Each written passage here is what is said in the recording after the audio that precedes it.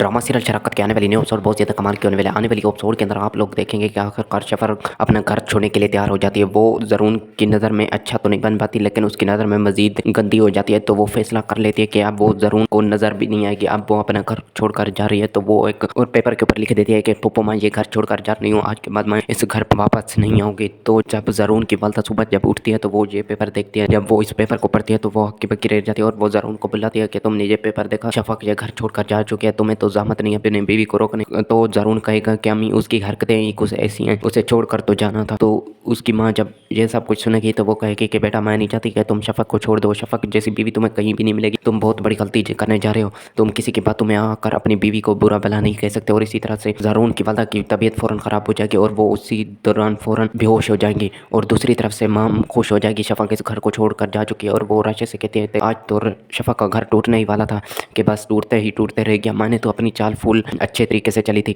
लेकिन उस शफक की किस्मत अच्छी थी जो वो बच कर निकल गई, वरना मैं उसे आज अपने हाथों से धक्के देकर इस घर से निकालती। जब राशिद पूछता आप शफक कहाँ है तो माम कहते हैं वो अपना घर छोड़कर जा चुकी है, वो अपने घर चली गई है। और दूसरी तरफ से शफक के घर वाले को फ़ोन आता है कि उसकी सास की तबीयत खराब हो गई है। उसके घर वाले कहते हैं कि आज के बाद तुम अपने घर नहीं जाओगी, क्योंकि जो शख्स तुम्हारी इज्जत नहीं कर सकता उसके पास जाने की बिल्कुल ज़रूरत नहीं। और इसी तरह से शफक फैसला कर लेती है अब वो ज़रूर उनके पास नहीं जाएगी। ये सब आपको ड्रामा सीरियल शराकत के आने वाले एपिसोड में मालूम होगा।